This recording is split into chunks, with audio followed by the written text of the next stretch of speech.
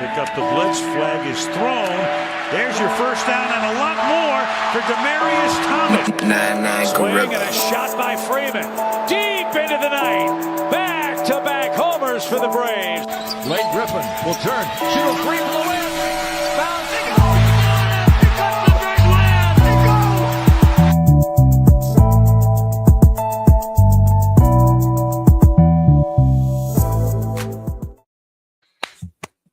All right. Good evening. It's Friday night. You know what that means. It's time for the number one sports podcast in the world. It's time for sports for you. Live on YouTube. John, Mark's on the way. Got a special guest chilling in the VIP right now. It's my brother Ill Will, No Rules. You'll hear from him in a little bit. You know what I'm saying? But we live right now. On your TV screens, your mobile devices, laptops and desktops on YouTube and X. So hit that subscribe button, that like, share, comment button. So we here on a Friday night, penultimate night of the NBA season. Only one more game left after the night. Sunday's the last day of the season. We're getting ready for the playoffs. We're going to talk a little bit about some of the play-in tournament, some of these injuries down. Get the thoughts about this 65-game rule that could be costing some of these players some really big awards. Have some news, some NFL news to talk about. Seeing like WNBA players, as soon as they got the deal done, now everyone's getting their bag. So happy for them. But right now, get you updated a little bit what's going on in the National Basketball Association here as we're on game 81 ahead of game 82 on Sunday. So let's get the standings. And right now, the Minnesota Timberwolves are up 47-44 on the Rockets. And this game is very crucial because this could be the determination of who can get the 4 or the 5 seed between the Rockets and the Lakers. Right now, if the Lakers win out, they get the 4 seed. But if the Lakers win and the Rockets lost between either tonight or Sunday, then the Lakers can get the 4. So us Laker fans are really rooting for the Timberwolves right now to get this done so we can possibly see the Lakers have home court in the playoffs. So I'm looking at the standings right now, as you see on the screen. Obviously, the Oklahoma City Thunder have officially clinched the best record in the league. You got the Spurs right now at number 2, and they wait on the play-in tournament, on whoever's going to get the play-in tournament. Right now, in the West, the play-in tournament in the West is set. The 7-8 matchup is going to be the Suns and the Clippers to see who gets the 7 seed. The loser of that game still gets a chance to try to compete for the 8th seed. And they will face the winner of the 9-10 matchup between the Portland Trailblazers and the Golden State Warriors. The loser of that game is eliminated from playoff contention overall and gets ready for the draft lottery. Also, you get the rest of the standings: Nuggets 3, Lakers 4, Rockets 5, Timberwolves 6. Over in the East, the Detroit Pistons have pretty much had the number 1 seed on lock for the most of the year. They'll have the number 1 seed. The Celtics, they'll be the number 2 seed. Knicks will be the 3. Looks like the Cavs will fall into the 4. 5 and 6 will be either the Atlanta Hawks or the Toronto Raptors, based on what happens on Sunday. Right now, the play-in tournament looks like this. So nothing's set in stone yet. We know that the Miami Heat will be competing for the 8th seed, but the Hornets, the Sixers, the Magic, and the Hornets are all competing to see who gets the 7, the 8, or the 9. So that's the way it's looking right now. What up, Sam? In the standings. So, in fact, the Lakers they about to start in about 10 minutes. They play the Suns, who are pretty much resting everybody because no Devin Booker. Obviously, they're locked into the 7th, into the play-in tournament, so there was no purpose in them even trying to play anybody tonight. So, at risk injury. So they're gonna hopefully the Lakers take care of business. Right now, the game in Houston is now tied between the Rockets and the Timberwolves. But let's see who comes out on top of this game. Michael, yeah, let's go Sixers. Oh, let's go Sixers. Michael, you just had to go there. I didn't want to go there. So, but we got a Sixers fan here, and I just want to address obviously this obviously tough story with the Sixers,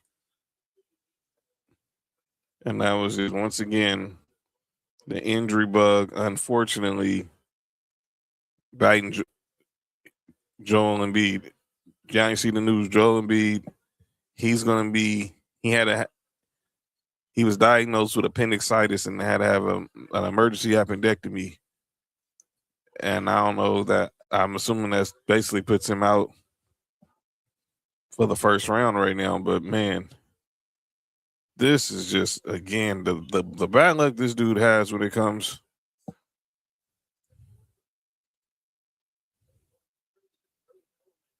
Is just man.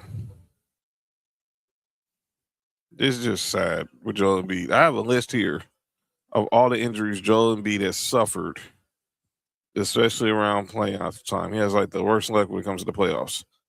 2018, orbital fracture and concussion. 2019, illness, knee tendonitis. 2020, that was when they was in the bubble. 2021, torn meniscus. 2022, orbital fracture again and a torn thumb ligament.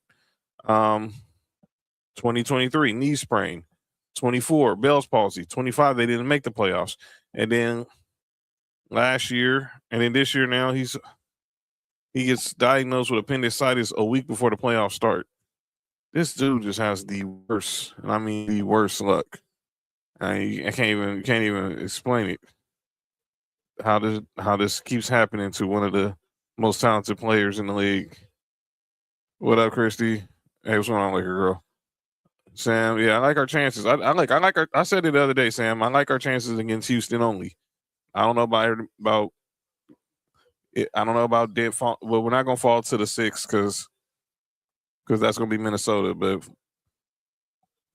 I like our chances with Houston in the 4 or 5 matchup. I kind of liked our chances with Minnesota if we would have still got the 3, but obviously the injuries took place there, and that's why we're not there. So he's out for the season, probably. Yeah, it's just a string of bad luck with Joel and with Joel Embiid. You really can't make this up with him. He's just he did everything right. He came back from the injury, and now he's down again. And like I said, a lot of these injuries they're fluke injuries. They're not happening in the game. Some of them are happening off the court. Just prime example. He didn't wake up. He didn't go to the practice facility and get appendicitis. It happened, and it's a tough break because the Sixers were starting to cook with Paul George coming back from the suspension. Tyrese Maxey's had an all-star year. VJ Edgecombe, who's been their rookie sensation out of Baylor, he's had a good year, but it's just it's tough when obviously your top players keep having these injuries around the wrong time of the year, and obviously it sounds like they want to really turn the team over to Tyrese Maxey and Edgecombe, but you need Joel Embiid. Joel Embiid is one of the best big men in the game, and he can make a difference. But best ability, always learn, is availability. And right now, he's not available.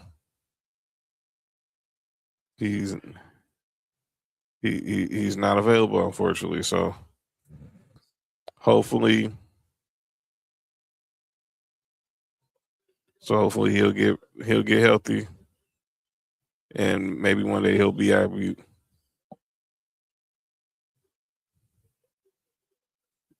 Maybe he'll be right next postseason, but it seems like this postseason is a wrap. Let's go ahead and check the scoreboard right now. In the association right now, like I said, it's game 81 of the playoffs. I'm in the regular season. We're getting ready for the playoffs. So let's look at the scoreboard right now as teams are trying to get wrapped up for the playoffs and seeding is going on. The Pistons, obviously, like I said, they're set. They beat the Hornets tonight. The Hornets are still trying to see if they can compete for the 7th seed in the play-in tournament. Obviously, the Heat, they're locked into the 10 seed. The Hawks tonight come out and beat the Cavs, who really had nothing to play for tonight. But they're fighting for the 5th seed right now. It's between them and the Toronto Raptors. You know, despite everything going on with the Sixers, they did beat the pathetic Indiana Pacers, who were just trying to lose. And then you have the Knicks. They might say they really had nothing to play for. And but the Raptors do, and they lose tonight. The Celtics, they're pretty much locked into the 2. The Pelicans stink. The Magic, they're trying to get the 7th seed. The Bulls stink. Obviously, the Spurs they're locked into the 2, but they still went ahead and took care of business against the Mavericks. But we seen the future of the NBA on display in this game. Wemby had 40, 13, and 5.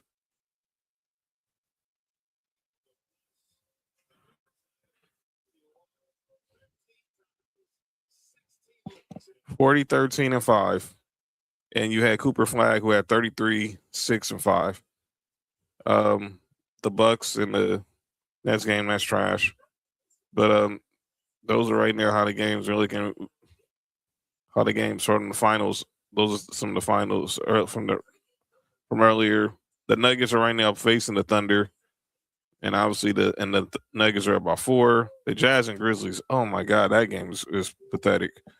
But the Jazz are destroying the Grizzlies. Like I said, right now the Rockets and the Timberwolves are tied up at 61. The Warriors, they're up on 1 on the Kings. The Clippers and the Blazers, who are locked into the play-in tournament, they're tied up at 19, and the Lakers getting ready to start in a little bit. And that's the way it looks right now.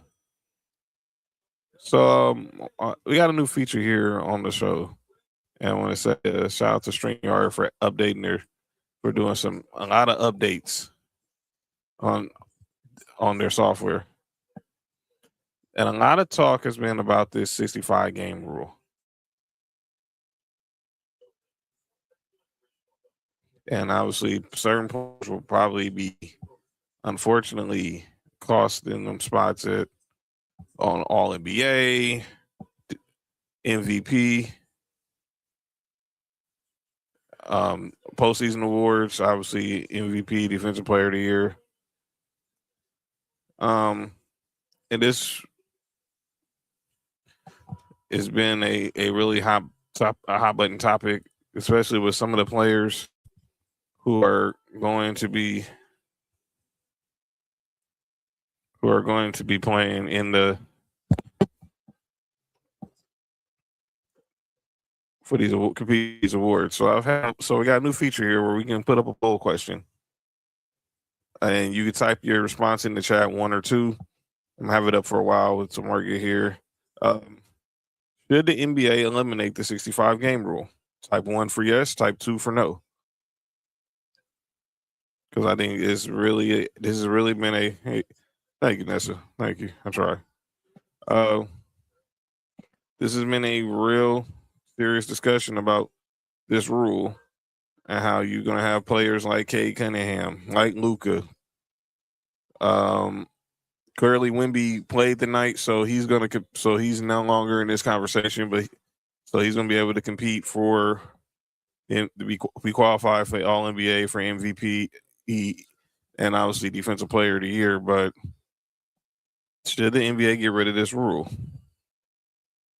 Because this rule has currently been a polarizing topic amongst players, amongst fans, because they feel certain players should not be penalized if they've played majority of the season. They should still be able to compete. Now, in fairness, those who are voting the media, they usually vote pretty consistent on games played. So I'm like, 65, okay, but if you need 58 games to qualify for the to be like scoring title, winning these statistical awards. Why the heck do we need 65 games then to determine if you're going to be in a postseason award? I don't understand it. And that's what she voted that they should get rid of it. But this is something that needs to be discussed, and we'll discuss it more throughout the show, and obviously throughout the next couple of weeks when obviously All NBA is up for when they have All NBA, when they have announced the finalists for some of these awards. But it's going to be a hot button discussion. Right now, the Timberwolves are up 63-61 on the Rockets right now. 7 for Anthony Edwards, who made his return tonight after missing the last 10 out of the last 12 games with some knee inflammation. As he's currently showing a little rust as he just missed that jump shot in the corner. Kevin Durant, the Rockets have actually been playing real good.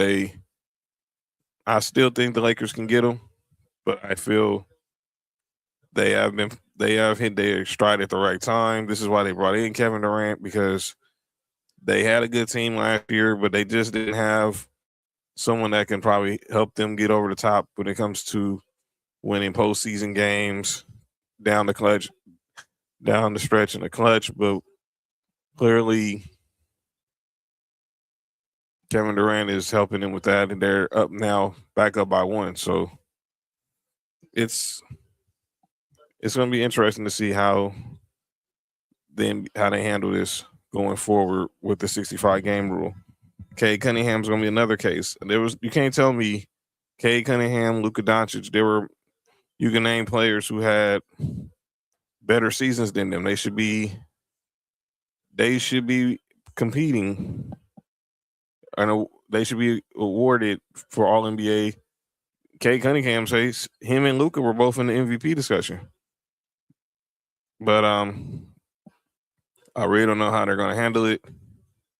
I do think if I'm out Adam Silver, I would get rid of the rule or find some amendment. Luka's trying to amend the rule because he felt, obviously, he did go all the way across the country to see the birth of his daughter. So that's where him and his agent are going to step in and try to see if they can get an exemption for him to be eligible for some of these awards. But yeah, if he did something for his kids, I mean, y'all can't be punishing him for that. Anybody who's a parent would do the same thing. So what up, 504? Good to see you. And right now the Rockets are up by 1 as we have 2:40 left in the first half. 69-68. Oh, Kyle Anderson, good defense on Tari Eason. Slow-mo.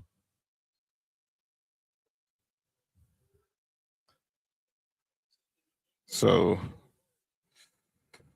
can Udoka get the boys over the hump to try to get them to get them as a true championship contender, as they're up 1 with 2:32 left in the first half. So the Rockets have the ball, and I still feel that this is. I really didn't understand. Okay, I'm gonna say this.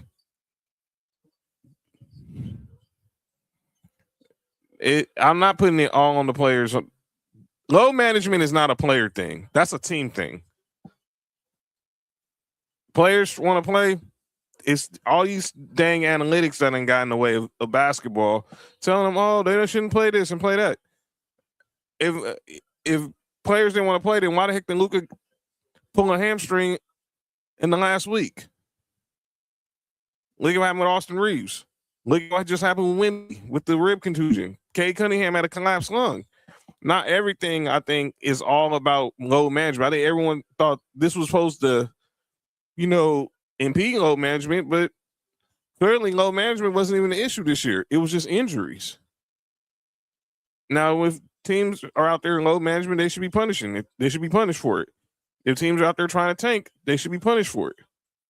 we also saw what happened the other night in the Kings Warriors game where you had a player from the Kings do an intentional foul on Steph Curry because obviously they're trying to tank so they can keep their draft position. But no one talks about that. I thought Draymond Green's point was right. This was a player, they be fined already. But no one wants to find the owner. Nobody wants to find the owners for what they do.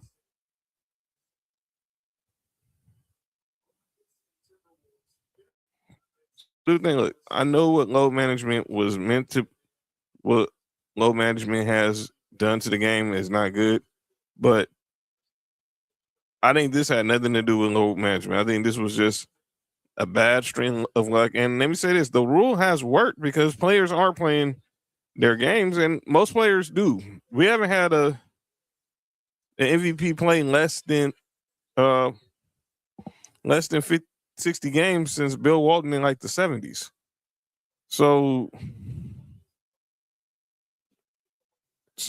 I think everyone went to the load management thing saying that this is all because of load management. No, this had nothing to do with that. I think analytics had a bigger problem in why a lot of these injuries happen. Why a lot of these players are missing games. I don't think players just say that they wake up one more and say, I didn't want to play. You don't see LeBron load managing. He wants to play. But as he got older, he can't play back-to-backs. And that's another thing people wonder. Why don't they get rid of back-to-backs? They're not going to because they don't know how to replace that revenue.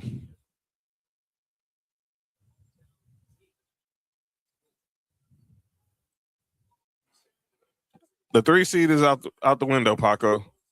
They're gonna have to settle for the 4. The 3 seed is definitely out the window because the Nuggets are gonna win their final 2 games. They're playing an OKC team who's not playing nobody because they have nothing to play for, and then they get the Spurs on Sunday who don't have nothing to play for. So yeah, if your hopes for the Lakers are to get in the 3 seed, those dreams have been devoured by the Denver Nuggets. They'll be the 3. We'll be the 4, hopefully the 4 seed, and have home court against the Rockets. As Kyle Anderson just missed a free throw.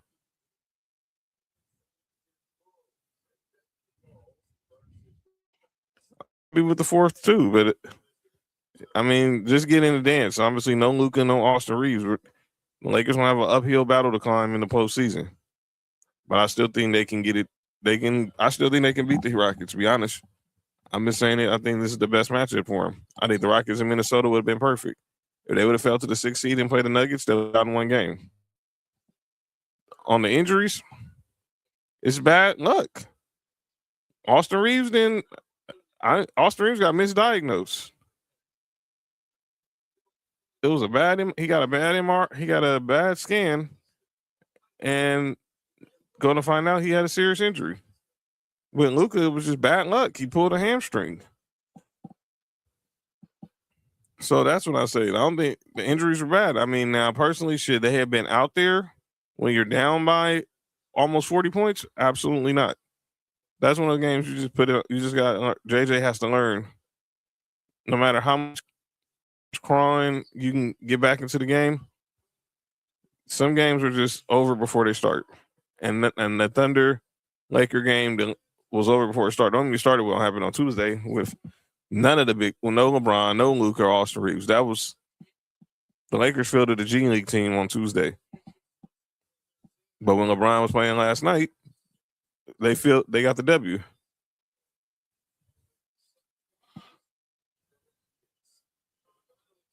Yeah, look, you can. I hope they beat Houston, but if you're hoping for the 3 seed, it's not gonna happen. Thompson misses the jumper, and that's halftime. The Rockets are up by 4 on the Timberwolves.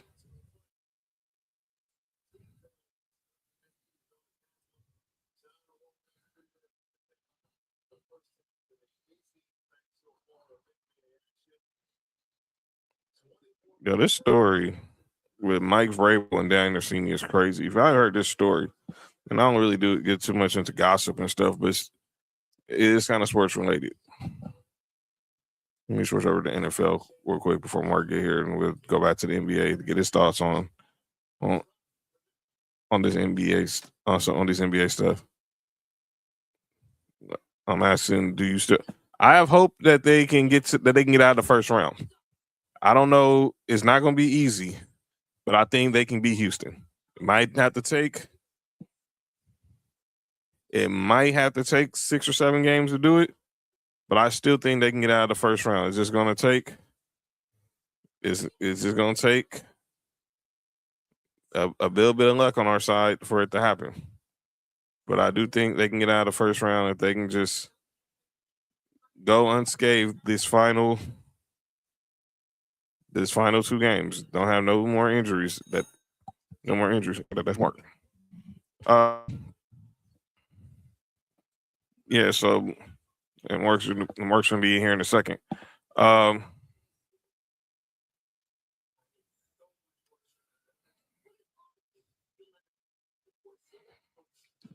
Vrabel, man, look at this story. Look, I'm not gonna speculate anything. I've seen the story, and I'm just gonna say it like this, because obviously, I know I do Sports for You Wrestling on Wednesdays, Tribal Wars on Mondays or Monday Night Raw. I don't care who's smashing who. That's their business. Them are grown adults, and that their families have to deal with that issue.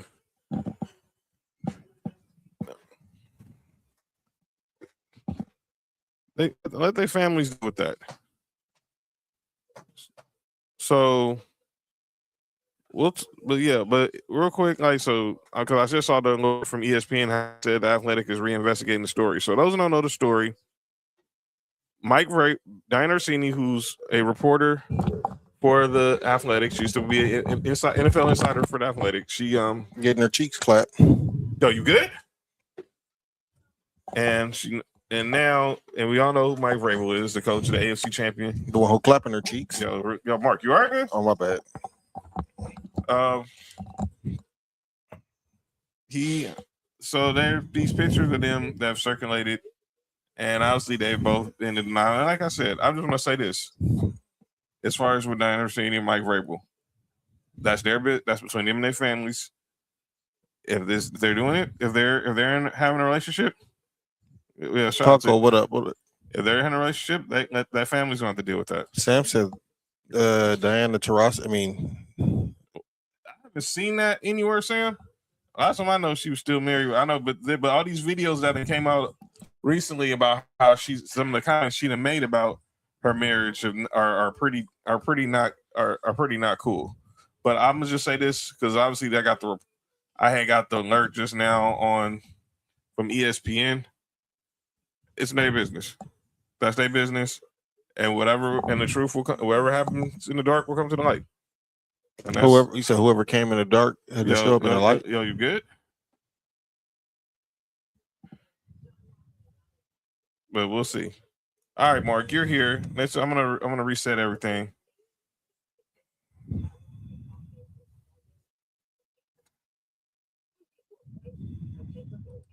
Yeah, I'm not talking about it.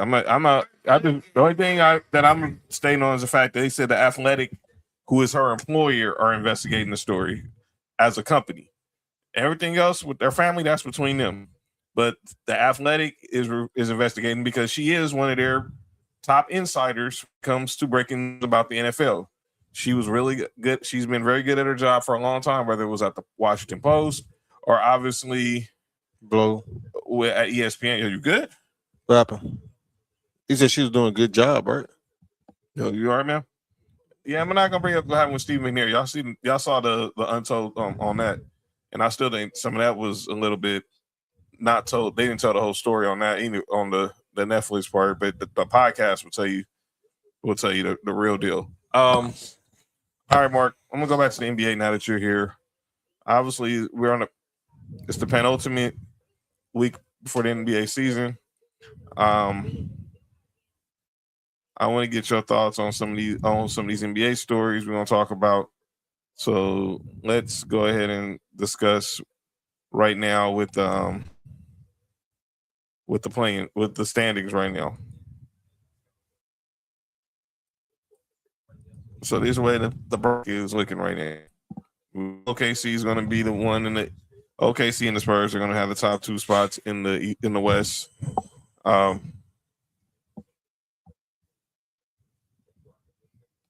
then hold on. What the hell is that? Dog, turn the light on or something. Man, my mom's walking in to be. Oh, you good? I was like, you sure you was good. All right, cool. All right. Here's the deal. So here's the standings right now. And that is Thunder 1, Spurs 2. The Nuggets will be 3 right now.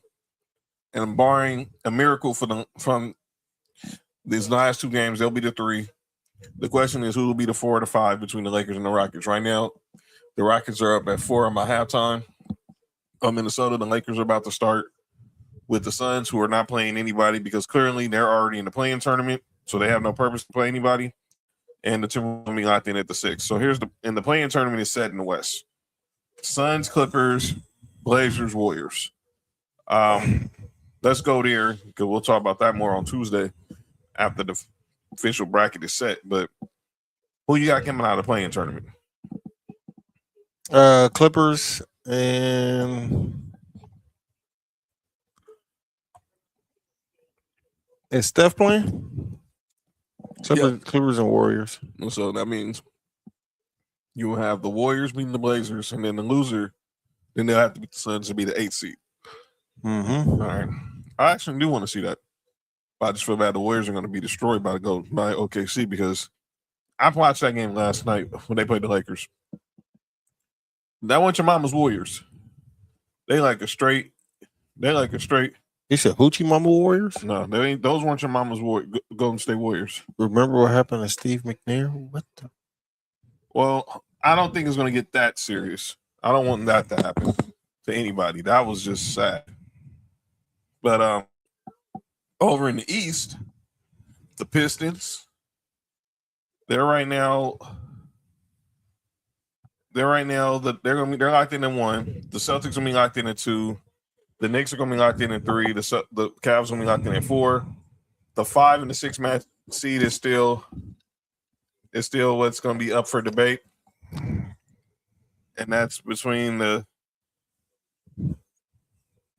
Hawks and the Raptors, and then you got at the 7th, and then the play-in tournament is not set. We know the Heat are going to be the Heat are more likely going to be the 10 seed, but still up in the air with the Magic, the Sixers, and the Hornets.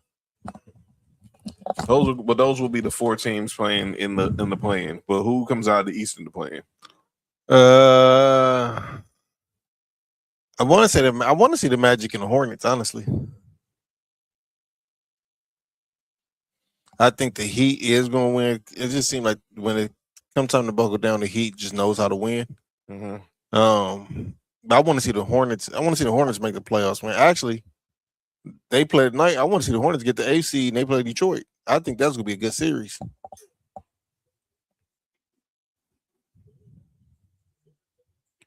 I cannot wait. We'll know the series. We'll know that by Sunday, but I think it's going to be the Magic and the Hornets. Hungry as shit. Are going to be the play-in tournaments in the play-in tournament. But yeah, we talk about the play-in tournament. Oh, looking at this,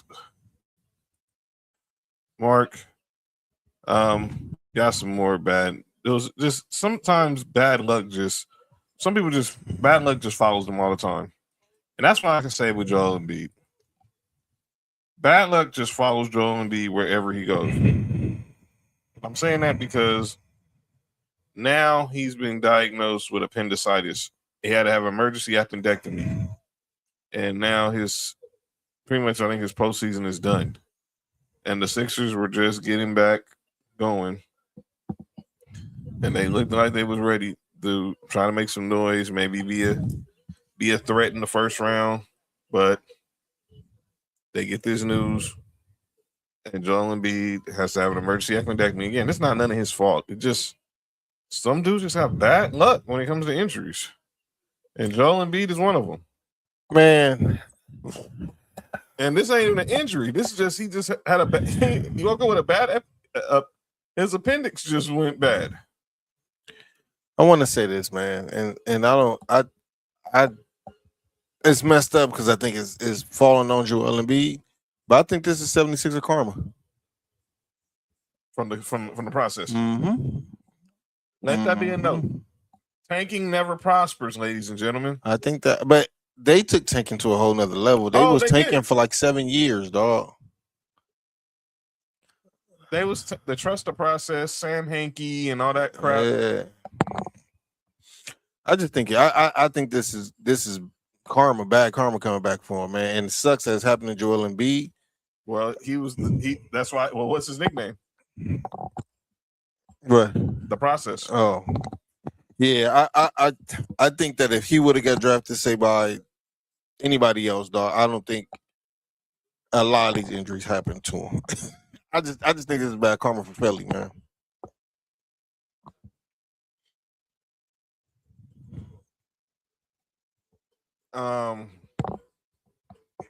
Here's the deal. It's bad, and like I said, I can hear you on the karma part because Joel Embiid didn't ask for none of this at all. But man, you want to talk about a string of bad luck? Look at these injuries, Mark, since 2018. Orbital fracture and a concussion. Illness, knee tendonitis. 2020, it was in the bubble. 2021, torn meniscus. 2022, he had an orbital fracture again and a torn thumb ligament. 23, a knee sprain. 24, he had Bell's palsy. They didn't make the playoffs last year. And then now he gets appendicitis the week before the playoffs. Yeah. Like I said, man, I just think this is bad karma for the 76ers, man. I wish Joel Embiid good health going forward, but dang, this stinks. All right, Mark, it's a new feature that's been added to StreamYard, and now we can put up poll questions. Excuse me? Poll questions. Oh, okay. You all right? Listen, I just wanted to make sure I heard what I heard. But when you look at what's going on in the NBA, okay, Cunningham came back. Luka, we don't know. Luka's not coming back. Yeah, chance to my fortune isn't unfortunate, and it kind of hits home. Yeah, I know what you're going. Yeah, Sam, it's and prayers for you, and keep fighting that good fight, brother. We praying for you. But the poll questions I put up is regarding the 65 game rule, and obviously, Cade Cunningham might miss all NBA and MVP votes. Luka, he's trying to appeal because obviously, and obviously, one of those games he missed were because he had to go all the way back to Slovenia for the birth of his daughter.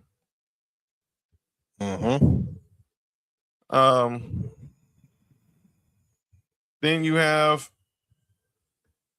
Wemby played tonight, so clearly he's not going to miss any more games. Hopefully. Well, he doesn't. It don't matter now. He's eligible for awards. Oh, okay. So he played tonight. Matter of fact, he put up 30, 13, and 5 against the Dallas Mavericks, and Cooper Flag responded with 33. Jeez. But yeah. So now so much for a rib contusion. But yeah, the question I've asked, and Nessa voted yes. Should the NBA get rid of the 65 game rule? Absolutely yes. Because I can't see. And they should do it now too, like before the season's over with. Because imagine having an All NBA team. You have no Luka, no Jokic. You know what I'm saying? This is crazy. You cannot tell me. No Cade Cunningham. Yeah, you cannot. Anthony Edwards is already not eligible. You can't tell me there was 15 players in the league that had better years than Cade Cunningham and Luka Doncic. No, you cannot tell me that. You cannot tell me there was 15 players who had a better year than Jokic, who led the NBA in rebounds and assists as a center. Make that make sense. You cannot tell me that. Yeah, they need to get rid of that immediately, like right now. I know this was supposed to be a way to try to circumvent load management and all that stuff, but it wasn't low. This is clearly not load management. This is clearly injuries. And you had Kate Cunningham playing like 60 games. You had Luka playing over 60 games. Wemby's played over 60 games. But you need only 58 games to be eligible to win like the scoring title and stuff. Is load management like edging? Yo, you good, man? You good? Sorry. You know what I mean? That's my bad. That was unfortunate and uncalled for and unnecessary. But I'm working on me. But yeah, they need to fix that ASAP. And because I don't want to see that. I don't want to see players who've earned the right to be rewarded as some of the best not get their just due because of a stupid stipulation in their in this collective bargaining agreement. It makes no sense.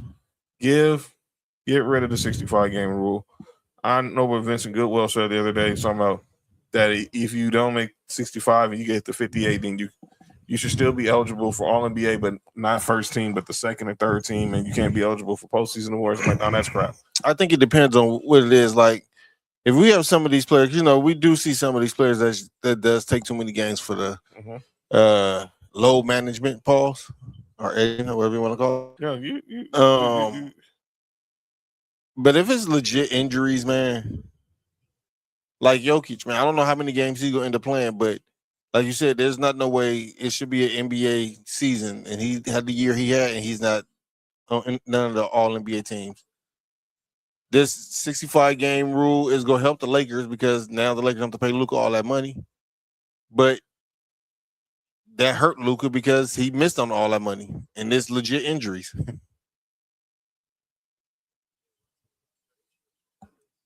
Yeah, they need to fix that. And fix it soon, please. But yeah, I agree that they should get rid of the rule because this is most years who's going to be All NBA and it's not going to be close. But now this year is one of those years where it needs to be. We about to have like. Nope, I'm not saying nobody. We're gonna have some unexpected players on the All NBA teams this year. I agree, and I don't think it's fair. If I don't see Kate Cunningham, Luka Doncic, and Nikola Jokic on the first team, I think that needs to be researched. That really needs to be researched. Speaking of NBA teams, how about the WNBA? So now they get the CBA done, and everybody's getting their millions now. So you saw today. Bunch of players getting these $1 million supermaxes. I saw Chelsea Gray, Kelsey Mitchell, Jackie Young, even Brittany Griner. Just now, they're getting 7-figure deals right now. I want to find some of these deals that Brittany Griner got a 7-figure deal. Yeah, I just saw she just signed a deal with the Connecticut's a 1-year deal with the Connecticut Sun. Yeah, she's finalizing. Wait, Brittany Griner? Yes. So she not with Atlanta no more? No, she is finalizing a 7-figure deal with the Connecticut Sun. Shit. By the way, which means next year. What up, though? Hope you're feeling better. Which means she'll be in Houston next year because the Connecticut Sun are moving to Houston. Kelsey Mitchell, she got a 1-year, $1.4 million deal. I want to know how much Asia Wilson got. She hasn't got paid yet. Arike Ngumawale, she's signing a 7-figure deal to stay with the Dallas Wings. Like I said, a lot of these deals. I said Chelsea Gray just signed a 3-year, multi-million-dollar deal. So yeah, shout out to Nneka Ogwumike, who's the president of the WNBA Players Association. She's coming back to the Sparks, so probably. At the end of she's about near the end of her career. She's probably getting ready to retire. Retire a Spark? Yeah, so, but that's yours? Yes, me. Okay. Yeah, so shout out to all these women who got their bags today. And obviously, all eyes are going to be on what happens with Asia Wilson. Just go ahead. I don't even know what's taking that so long. Mark Davis, don't screw this up. Mark Davis, give her like $4 million. Really, it shouldn't even be a discussion. Best player in the league. She's the face By of the, far. face of the league. She's clearly, by the way, she just saw her in a commercial for that new movie out about Italy. Her and Bam Adebayo did a commercial about that movie, basically for that movie. So shout out. In the movie, or she just did a commercial for it? She did a commercial for it. Oh, okay. Yeah, she did a commercial. Her and Bam Adebayo just did a commercial for it. But yeah, congratulations to all the ladies who getting their money now, and hope this is the start of something new. Like I said, we're not going to hear too long because obviously we're getting ready for the playoffs next week, and we'll be definitely talking about that more on Tuesday. There's that way next week only one show because once again I'll be on the road. I'll be back in Vegas next week. So yeah, Mania week. Yeah, the boys coming back to Sin City. Yeah, and it's going to be so. Make sure y'all follow me. But got some other news in the NFL as we go in NFL. Oh, this shirt. Hold on, Mark. Sorry, my bad, Mark. Oh, this back-to-back World Champion Dodgers T-shirt. That shirt, I know.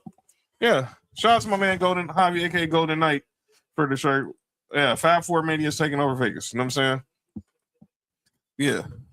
Shout out to the back-to-back champion. Dodgers are right now playing the Texas Rangers. I haven't checked the score, but go get the W. We took 5 out of 6 on the road. We didn't get the sweep in Toronto, but we took 2 out of 3. So beggars can't be choosers. Got some NFL news to talk about. We're 2 weeks away from the draft. As y'all know, we're getting ready for our NFL draft show in 2 weeks. 2 from Thursday, from yesterday. Oh, did Will talk to you? Yeah, we just got confirmed. Okay. Just confirmed that. So yeah, it's gonna be a fun night that night. April 23rd, Sports for You draft show going down for night 1 of the NFL draft. We're gonna have some special guests in the building. It's gonna be CCN. It's gonna be the family. It has to put like that. Inglewood? Not those. Well, Inglewood will be in the house. Inglewood will be in the house. Inglewood will be in the house. I don't know about the other part, but Inglewood will be in the house. Shout out to Inglewood, Jared. Let's get some breaking news today. So obviously the Bills traded for Dexter Lawrence. Oh, by the way, speaking of your Bills, I know I'll be in WrestleMania next week. I'm going to the SiriusXM Busted Open Radio party. Excuse me? Busted Open Radio. I'm gonna say them words separately. Wait, you going to a show that tells you to bust it open? No, that's the. All right, dude, we're not gonna do this. No. John, you gotta explain it because I don't know what Busted Open. That's the name of the show. It's called Busted Open. It's a wrestling show on SiriusXM on their wrestling channel. But I will be there. I mean, the Fab Four will be there. So shout out to them. They send me a personal invitation because obviously I'm a SiriusXM subscriber. So they say, yeah, you're welcome to join us. And yeah, I confirmed today, and the boy will be in the building. But I did see some of the guests who are going to be there, and one is going to be one of your boys. Your boy Deion Dawkins will be one of the guests on the panel. So I'll tell him you said what's up from the Buffalo Bills. So shout out to Deion Dawkins, and as long as he don't bust it open, that's crazy. No, I want to see no dude bust it open at all, ever. But yeah, dude. Yeah, dude. Hey, he back here tripping, ain't he? I'm tripping. You don't want to. You don't. I said I don't. Fam. Yeah. We ain't finna start this on a Friday. I said anyway. It was out here just wild. It was just out here wild. See, like no rules in the house. It's just everything. Just no rules in the building. You heard? But thinking of there are gonna be rules for Travis Hunter next season. And let me get my man Ill Will. Get here in the studio, bro. Oh, man, we gotta talk about this one. Ill Will's gonna come in here in the studio because I want to get your thoughts on this because you're a former athlete. Sup with it, dog? You know what I'm talking about? Grab the chair right there. Grab the headset right there. And I'll let y'all start this, but I want to get your thoughts on it. And I'm gonna go close up the house right quick. You right there. You do what? Close the blinds. I know what you did. Where they at? I said the blinds on the windows, man. No, you get right there. You get. I'm gonna prop the laptop up. So I'm just waiting for you to get in the studio. So you get. No, you good. Just grab the headset right there, and you're on. I was one in the fridge. All right, go ahead and grab the headphones, brother. You know how this goes. Yeah, cool. I hit the ones in the front of the living room too. So turn the light on. Nah, well, I was thinking about that going to get some Chinese food earlier. Me and Mom was talking about that. Go ahead, Mike. Go ahead and talk, Will. All right, where we at, man? Y'all got me? Good, got you. How you like it sound? It sound good? What am I hearing? The music? Well, can you hear how you sound? How you like how your voice sound? I can't hear me. Oh, let me turn it up a little bit. Yo. Hold on. Yeah, I can't. All I hear is music. Okay, hold on. Okay, hold on. Yeah, can't hear me at all. Look at that. All right, turn it up. Go ahead. Is this music turning up? Okay, let me turn it up. Let me turn it down there.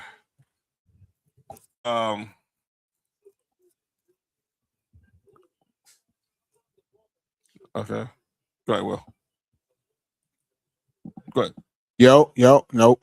You can't hear. I just hear music. All right, but here's a question I want to ask. I hear it.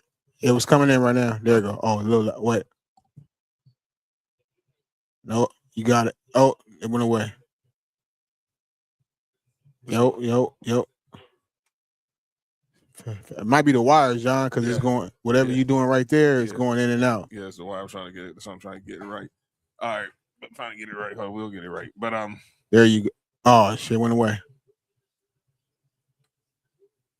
See. The shit got a shortage. Yeah, bitch. I was saying, okay, Will, they say they can hear you. They can? Yeah. All right, here's the question. So, Will, you were high school, for those who know, Will played high school football. And obviously, I'm gonna ask you this: what position did you play in high school? Receiver. Did you ever play on the other side of the field?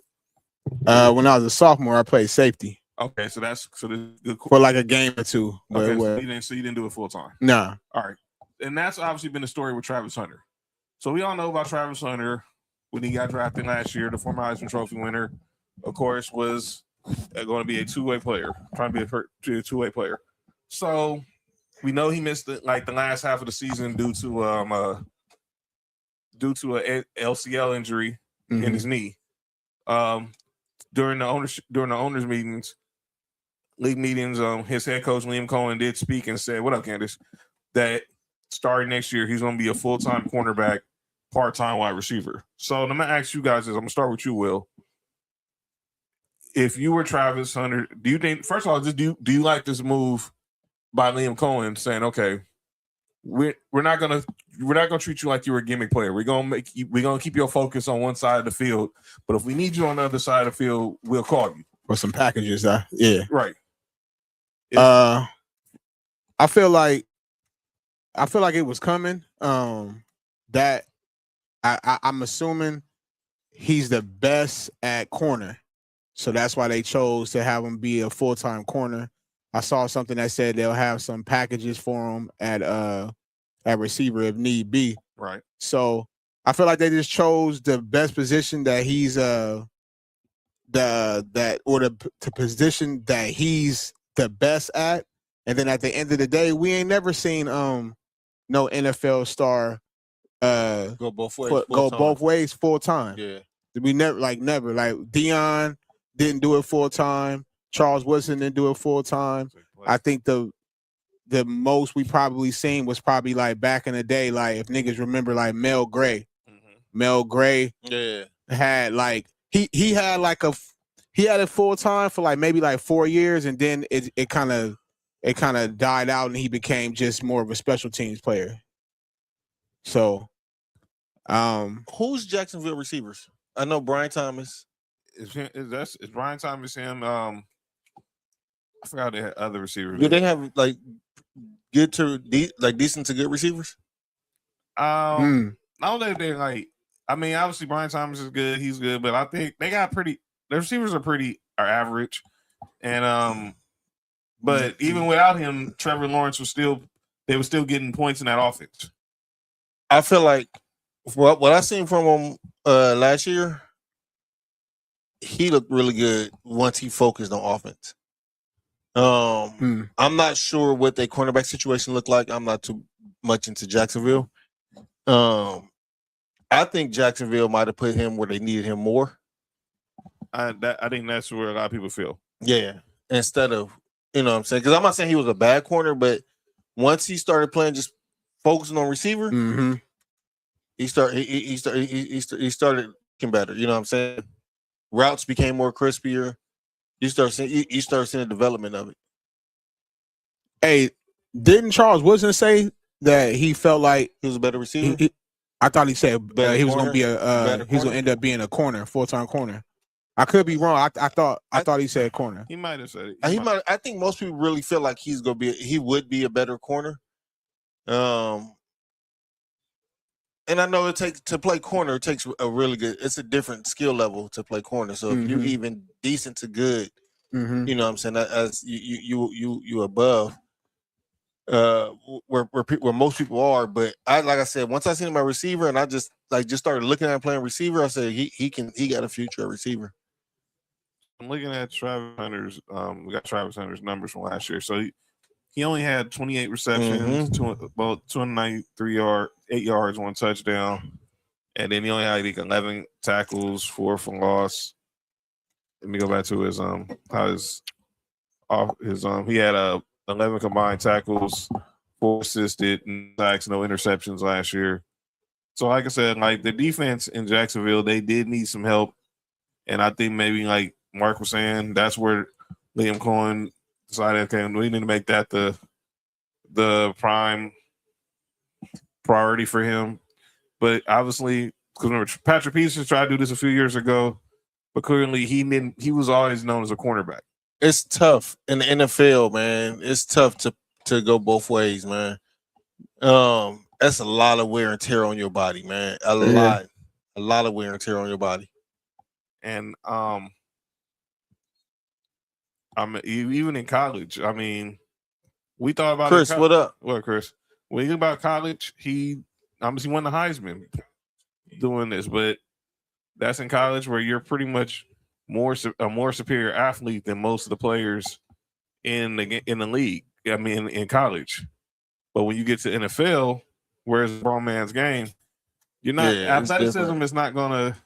Dog, it's not going to get you everywhere. You got DNs that can be just as athletic as you are as a corner. Fast. And fast. That's what I'm saying. This niggas is 7 feet running 4 threes. It's 300 pounds.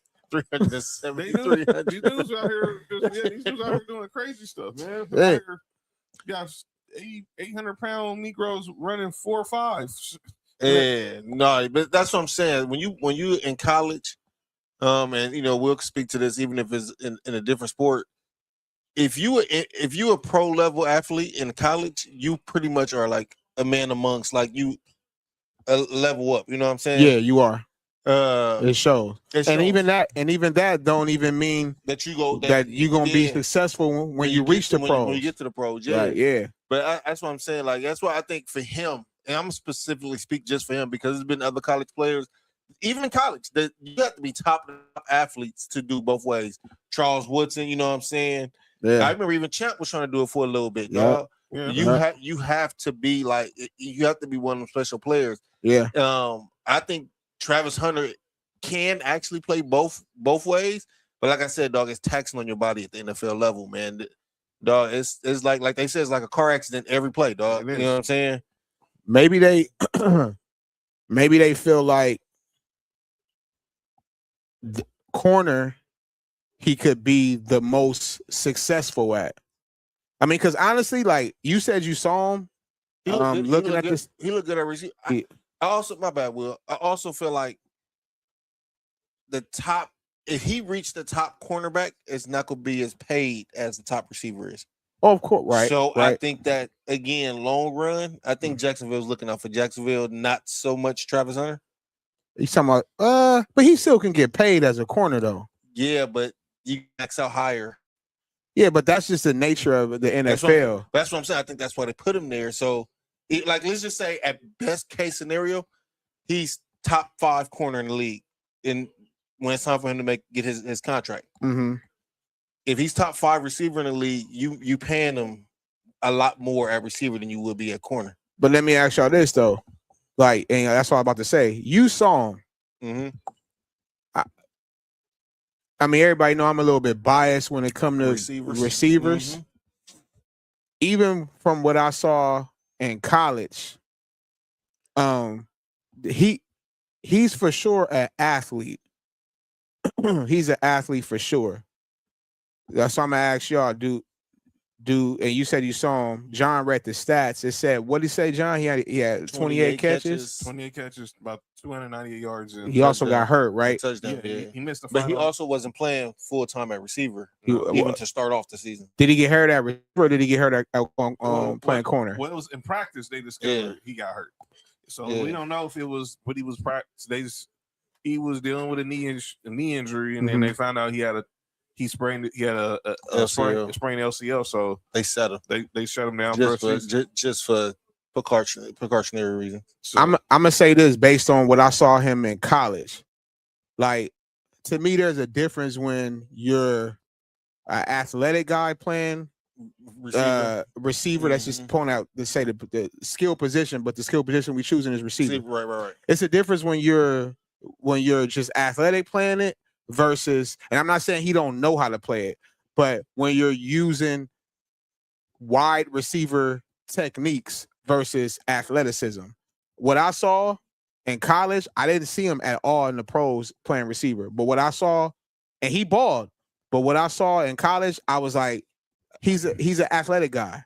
And then on top of being an athletic guy, I looked at his size, and I'm like, for him to be the X, I'm like, that dude don't got, he didn't have no weight. Yeah. It don't get me wrong. Like, see, NFL different, man. Like, I think, we all know they give you pounds. Like, Travis Hunter looked like he really probably only like 165, 170. Mm-hmm. You know what I mean? And unless there's only one person in his career I feel like started to go down, but his first couple years in the league. Let me ask y'all this: do y'all think at receiver Travis Hunter was better than Deshaun Jackson? And that's a little guy. No. And that's what I'm saying. Deshaun Jackson was. Well, no. I'm gonna say this, and I'm gonna say this. I think Deshaun Jackson focused on receiver from jump before Travis Hunter, way before Travis Hunter did. So right. That's what I'm saying. He was. But when I say he started to look better, is I've seen him in OTAs. Travis Hunter, dog. When he was running like ends. He's rounding the routes. It's not crisp. It's not. You know what I'm saying? You can see where it has to get better at. And I'm talking to you about receiver because that's towards the end. Well, before he got hurt, when you start seeing him even in games, even when they wasn't throwing the ball, you seeing the routes get. I'm not saying it was the best of routes. It's getting better. You can see him improve, and that's why I said, like, if you just let him focus on it, I can see him getting better. I mean, he's definitely athletic enough to do it. But I think naturally, like, they probably would be a better corner. But like I said, dog, I think if you give him a chance to develop at receiver, I can see him being up to a number 2 at his peak. You know what I'm saying? I mean, I ain't arguing with you. Yeah. I mean, because I will say that he is the athleticism I seen. He definitely can get it. I think he fits the new protege of these corners now. Yeah. If you look at them, like, they lanky, they skinny. Yeah. Like, you know what I'm saying? So it's like, all right. And like I said, I thought, I could be wrong, John. You probably got to find it. I thought Charles Woodson said that he would be a better receiver a better corner in the NFL as far as being successful. I can find it, but I always thought when he came out of the draft that he should have focused on being a corner. And I always felt that way because I just felt like Mark said earlier, the money's going to be there. You're going to find, obviously, the receiver. I know how good the receiver money is. We just saw what JSN got. We know what Puka might get. But good pass by Şengün to Thompson. They're back up 1. I just always felt that he would benefit more being a cornerback because he can affect the game on every play because offense he might not get all the possessions unless he's the number 1 because obviously they haven't got. There was always a talk about maybe they was gonna try to trade Brian Thomas Jr., but it nothing really came. And to he it. had a bad year last year too. Brian Thomas Jr.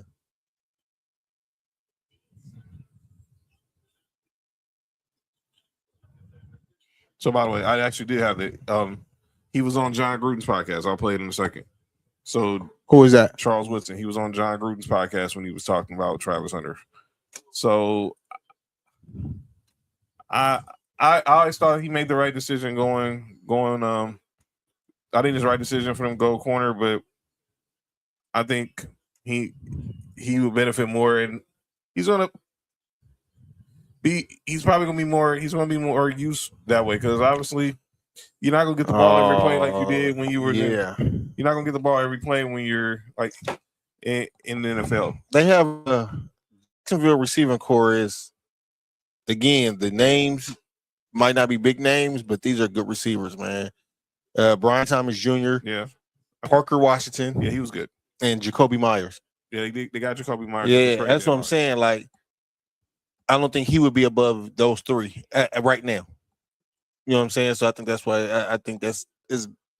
I'm looking at their cornerbacks. So here's what this Will was. Yeah, he for sure. Yeah, he's for sure. He's for sure. Yeah, he's for sure. Here's what John Gruden's. This was Charles Woodson. He was on John Gruden's podcast talking about Travis Hunter. All the talk of Travis Hunter, Mm-hmm. who wins the Heisman, he's compared to you Mhm. from the standpoint they play both ways. Mhm. Is it possible for him I can't to hear play shit. both ways in the NFL? I think that it's possible in terms of if you want to put him out there, play here, play there, but not like he did in college. Your body's not gonna hold up. If he was to, try to do that in the NFL, he'll age in dog years, and it'll be over before he knows it. So Y'all just I tell me think what he said. He's such a phenomenal athlete. He's a guy that I feel like you do want the ball in his hands. Put him out there on offense, man, and let him play wide receiver. And if you have a player or two or something you want to throw him on defense, fine. Yeah. But let him go out there and be an athlete on the offensive side of the ball. He said, And I think you'll get the most out of it. he pretty much All was saying the same talk thing. You of saying he's Travis a great athlete, but he said, you want the ball in his hands, so put him in there on offense. On offense? Yeah, Okay. he said let him put him in on offense, and then if you want him to throw him in on defense every once in a while, go ahead and do it. But he said he is one of those players that you want the ball in his hands. Okay. That's what I said. I feel like the athleticism I saw was there. Yeah, no, it's there. Yeah, it's definitely there. It's there.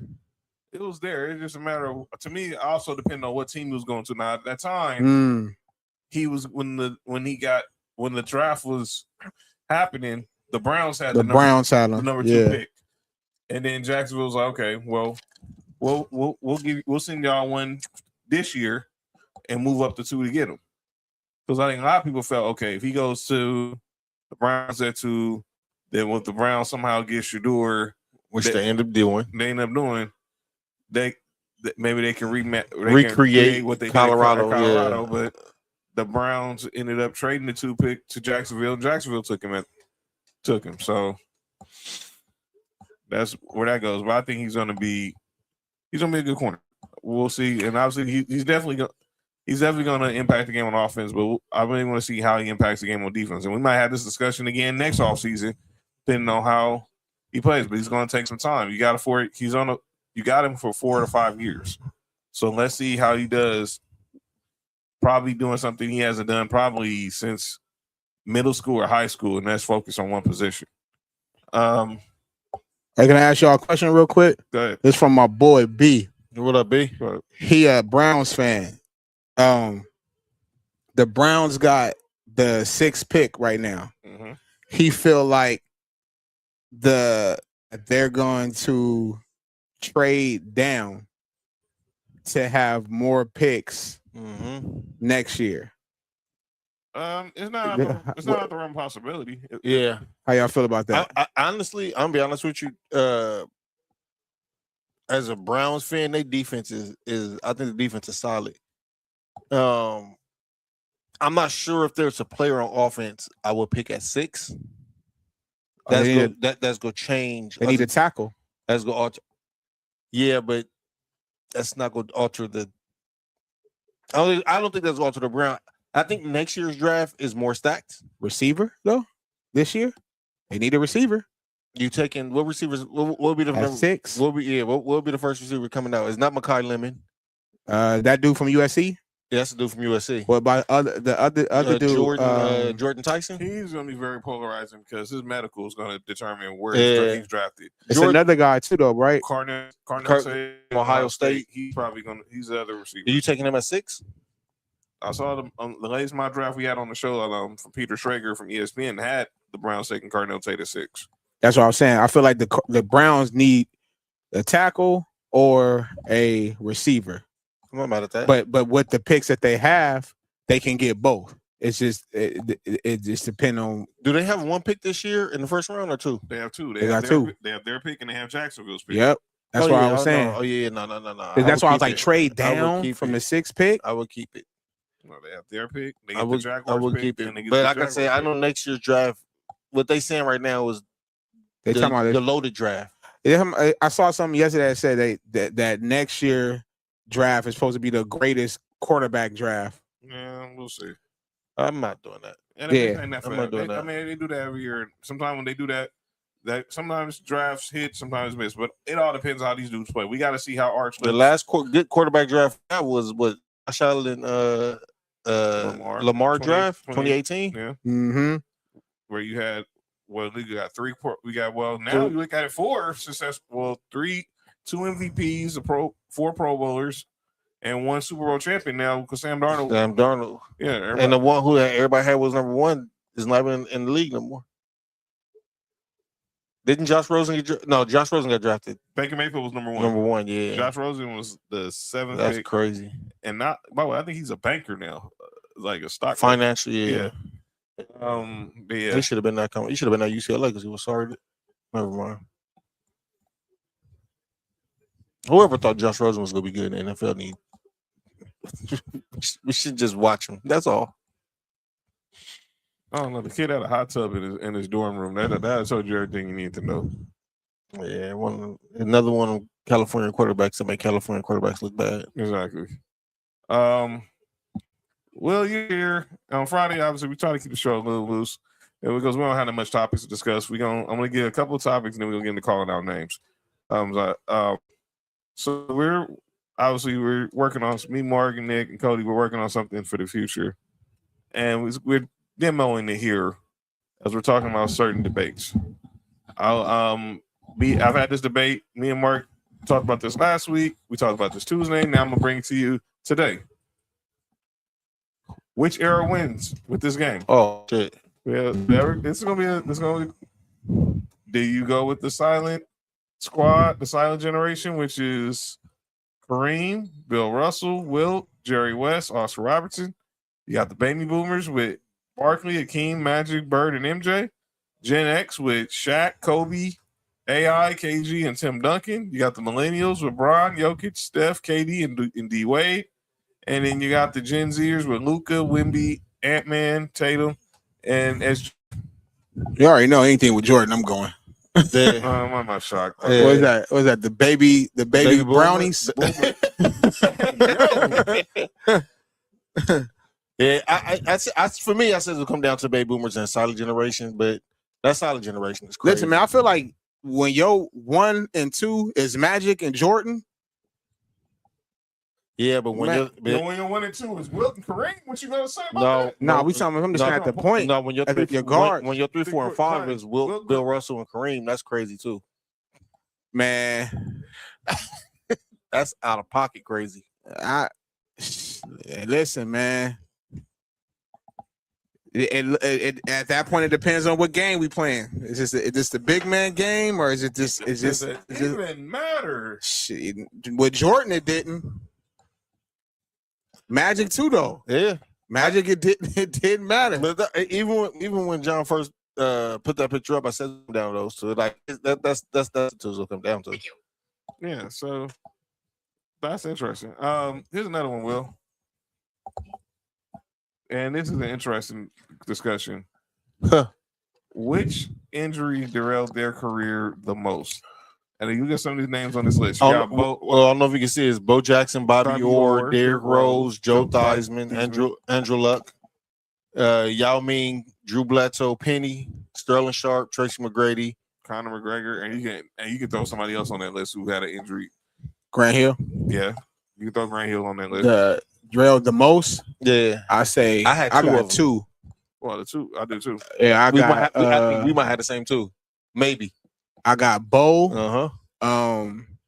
And I got. Oh yeah, I know who you gonna say. Is Penny on there? Yes, I got Bo and Penny. That was our two too. I got Bo and Penny, Bo man. Penny, Yeah, Bo and Penny, because I think if both of them gonna stay healthy, we talk about a different top 5 in both sports. You talking about we may have. Listen, y'all know I'm a Jordan head. I always say, man, from watching Jordan since day one, and every newcomer that came after Jordan, Penny was the only player that I saw and thought in Jordan's prime, which was not Penny's prime, that I was like, yo, this dude is overall better than Jordan, and it was showing on the court. And Bo, I felt like we may have seen, if Bo would have played. My boy Mike D from Wrestling on the 313 said King Griffey Jr. should be on this list. This is what I say with Griffey. Yeah, but he didn't. Griffey got hurt when he got to Cincy, right? That's really Yeah. He had some good years in Seattle. He had great years. Yeah. I mean, of course, but I'm just, I know what you're saying. I don't think it mattered. I don't think it mattered. Yeah, I don't think it, because we talking about even with Derrick Rose injured early, Penny injured early, Bo Jackson injured early. You know what I'm saying? That's why even when they put Drew Bledsoe up there, I'm like, and with Derrick Rose, we seen him reach. Like, he got MVP. And I'll be honest with you, I'm one of the few ones that said I don't think Derrick Rose would have got no better than what we saw. I fucks with you on that. Yeah. I don't think there was nothing else he could have done. You become the youngest MVP in NBA history. I don't know where the ceiling is. No more. Yeah, I don't think he'd have got no better than that. But like you said, though, when we saw with Penny was like that his first 2 years in the league, dog, going crazy. Yeah, off rip. And taking the back seat, because if Shaq wasn't on that team, nigga, dog, and he gave it up saying, "This is Shaq team." Yeah, Penny. I feel like Penny never wanted to be the. Not saying he didn't want to be the man, but he didn't have that attitude. Like, hey, I'm the man. I'm just playing. He was an introvert. That was basically the whole premise behind the Little Penny commercials, because that was the alter ego. Alter ego. Yeah, that was basically why Penny wasn't out there talkative. He wouldn't. But when he got on the court, he knew what time it is. But I also think if you'd have forced Penny into that number 1 spot, we might have seen a different. And that's crazy to know that Penny was not the number one in what he was doing. And dog, and I know there's a lot of Laker fans on here, and I don't want to bring a lot of Laker fans. Well, you good? Well, they look too. Dog. Wait, what am I hearing? I was the soundboard. Oh, I was looking, I was on Instagram, and dog, they showed John. You remember this? Y'all beat us, but when when Jason Kidd and Penny was in Phoenix, and that was the year when Jason Kidd broke his ankle and he came back in the playoffs. Yeah, dog. Do you know Penny I think he had a torn ligament in his knee and put up 25. Yep. And I said, yo, this is crazy, dog. And Penny wasn't even playing his natural position. No, he wasn't. He was playing 2. That's what I'm saying, dog. Like, we seen it, man. Like, I just feel like, dog, if Penny never got hurt, I wish we could have seen a alternate universe where Penny never got hurt, dog. We talking about a different top 5 when it comes to all time in the NBA, man. Man, I always wonder. And I don't want Fat to hear that, because fuck Fat. I don't want. And let me say this: I always wonder what would have been like. So that if Shaq didn't force his way out of Orlando? No, if he didn't basically tell Orlando, y'all need to go trade for this kid Penny Hardaway. Oh yeah, if you'd have. Well, dog, then you would have had a Chris Webber. It was Chris Webber and Shaq. Yeah. I remember years ago somebody was like, "That wouldn't have worked. That wouldn't work." I was like, "Shit, it would have." You know Chris Webber's skill level? Shit. Nigga, what? Definitely Grant Hill. Oh yeah, Grant Hill. No, Grant Hill. Definitely Grant Hill. Dog, even with the injuries, dog, we seen Grant Hill isoing Pippen and Jordan, dog. Dude. That's what I'm saying, dog, and going crazy. Dude. Going crazy. Grant Hill was on a different level. Yeah, man. Skill level, man. One few dudes from that other school in North Carolina I respect, but that dude was on a different level when he got to the Pistons. I'm like, man, He was a different level when he was at Duke. I know. It's just his first couple of years. He was behind Christian Laettner. You know what I'm saying? yeah. It's just man, dude. And I just always wonder. We go back to this whole Brandon Roy was nice too. I'm not gonna lie. Brandon Roy was a hooper. Will you appreciate Sterling Sharp? I feel like if Sterling Sharp didn't get hurt, Sharp was my third on that list. Yeah, if Sterling Sharp didn't get hurt, dog, again we shaking up the top receiver list of all time, man. Sterling Sharp was. I think the top 3 is still solidified, but Sterling's in that top 5. If you have to, if he don't get hurt, yeah, dog. After Rice, Moss, and T.O., Yeah. Sterling is telling a lot of people take a back seat, man. But back to this whole Penny Chris Webber thing. So we got Chris Webber in Orlando. We would have got Penny in Golden State with Tim Hardaway and Sprewell. I think they would have traded to Tim Hardaway. So we'd have got Penny and Sprewell. See, and that's the thing where I think we would have saw. Wait, I think we was. Sprewell wasn't there yet. Yes, he was. Yes, he was. He was already there. He got drafted in The year 92. before. Yeah, he got drafted in 92. Penny got drafted in 93. Yep. Shit. Wait. Hold on. Time out. Joe Smith would have been on that team too, right? Yeah, Joe Smith got drafted in 95. I don't know if Joe Smith was number 1 pick, right? I don't think that had position. I don't know if they would have been in a position to have number 1 pick. Number 1 pick. Yeah. I don't know if they would have been that bad. But I would have liked to seen. But we know it would have been Penny and Sprewell. Penny and Sprewell. Penny and Sprewell, Billy Owens. Billy Owens was nice. Billy too. Owens. Billy Owens was good too. That squad. Yeah. Oh my God. Yeah. Chris Gatling was a 5 on that squad, right? Yeah. Yeah. Chris Gatling. He's a defensive guy. Chris Gatling. But I see again. Chris Mullen was on that team still, right? Yes. She. Hey man. Mark, you don't know the story, but I tell the Mark all the time. You know, Run TMC had the chance to get Patrick Ewing. I heard about that, man. No, that's not the one that be having me. No, I ain't going there. I'm not doing that. What? I be wanting to stop the show when I be hearing one of these trades. What? Who? You know the infamous 84. What should have happened? What could have happened in the 84 draft? Jordan? You talking about Jordan going to Portland? No. Jordan was going to go to Houston. Oh, to Houston with Elijah Wan. They was going to trade Ralph Sampson in the third. The Bulls were going to trade the third pick for Ralph Sampson. They would have won right away and continue winning. Yeah, and didn't stop winning. They wouldn't stop. It wouldn't matter. They would have been winning now. They would have been winning now. Jordan Akeem. Man. Yeah. It didn't matter who else you put on that team, man. It wouldn't even matter. They wouldn't have been sorry enough to get Kenny Smith. They would have probably had Scott Brooks and Matt Bowler. There's Scott Brooks, Matt Bowler. Matt Bowler had a jumper though. Yeah, and that'd have been perfect for that. Exactly. Team. That'd have been perfect for that team. Mario Elie wasn't bad. Yeah, they wouldn't have been able to draft Robert Horry because they would have been too good. Didn't really matter. But it didn't really matter. But it would have been. We would have saw Penny and Sprewell. Moms. I'm sorry. Oh, nah, it's me. You want me? It's me. Nah, it's me. Nah. Yeah,